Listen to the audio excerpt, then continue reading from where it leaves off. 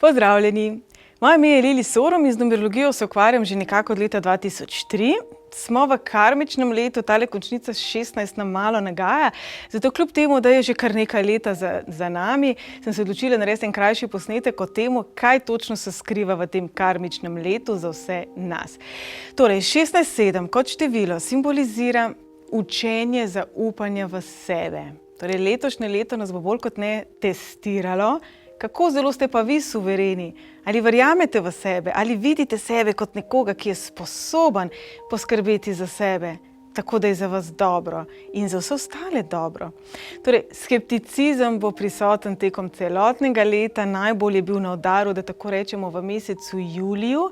Iz tega najhujšega smo sicer ven, mesec september je tisti mesec, ko se bo pa najbolj kregal naš pa naš srček. Ampak če smo čisto iskreni, se ne morata skregati. Saj, če je nekaj izhaja iz ljubezni, potem tega ne more pokvariti, če mu mi tega ne dovolimo.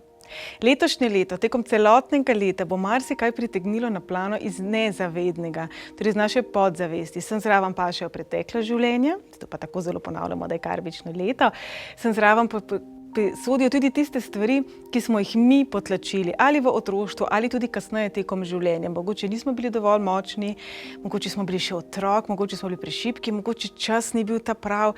Razlogov je ogromno. A veste kaj, če se bomo poglabljali v razloge, ne bomo nikoli prišli do bistva stvari. Torej, pustimo razloge ob strani in se soočimo s tem, kje smo, kdaj smo, kako smo, kaj vse prihaja na plano. Ne bežimo stran. Jaz pravim, vse te stvari, pred katerimi bomo bežali, za prvim poglom nas bodo počakale.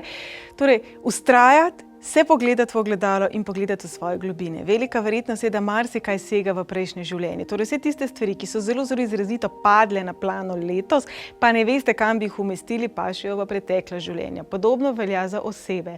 Tiste osebe, ki so vam kar naenkrat prišle v življenje, pa se vam zdijo zelo blizu, poznane, da temu rečemo, so verjetno osebe, s katerimi balansirate energijo iz preteklih življenj.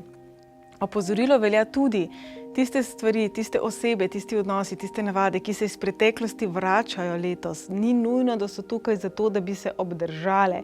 Največja verjetnost je, da so tukaj zato, da bi vas opomnile, da še vedno niste zaključili zadeve in da mogoče potrebujete bolj kot ne epilog.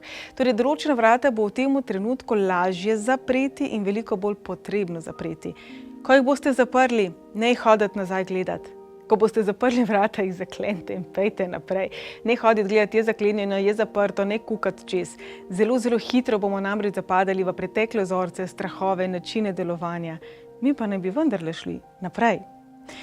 Veliko odhajanja je bilo in še bo v letošnjem letu, kajti ta razkorak med umom in med srcem, med pričakovanji, med razočaranji, med občutkom izgube je tudi nekaj, kar bo zelo prisotno v tem času. Torej, polagam vam na srce, če imate v bližini nekoga, ki se bori z zelo težkimi izzivi, morda celo z depresijo, bodite pozorni, bodite ljubeči, namenite jim kakšno prijazno besedo, roko v pomoč, objem, nasmeh. To lahko resnično včasih reši življenje. Ogromno bo duš, ki se bo odločilo iti po naravni ali po nenaravni poti, se pravi, odhajanje je nekaj, kar paše v letošnje leto.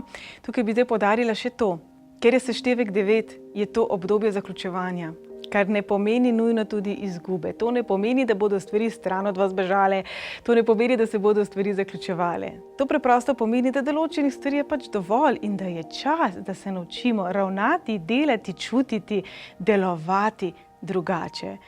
Torej, če nas kaj uči letošnje leto, je to, kako biti boljši človek, kako biti bolj kvaliteten človek, kako biti ljubezen in kako hitro lahko zapademo v obsojanje, v jezo, v zamero, v primerjavo, v vse te stvari, za katerimi pa ego stoji. Torej, letošnje leto v prvi vrsti prinaša čiščenje na vseh nivojih, namen tega čiščenja pa je zdravljenje. Torej, iz mojega srčka v vašega želim vam veliko zdravljenja, osvoboditve, ljubezni in predvsem sprejemanja samih sebe. Če imate kakršnokoli vprašanje, na voljo sem vam na Facebooku, bom vesela, če boste poiskali mojo stran.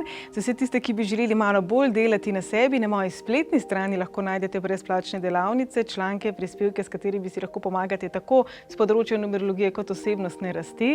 Letošnje leto nam bo vsem dal vetra. Torej, vabljeni na www.lili-sorum.com. Hvala vam za vašo pozornost in eno Zdravilno, razsvetljujoče in lepo leto vam želim. Pa, pa!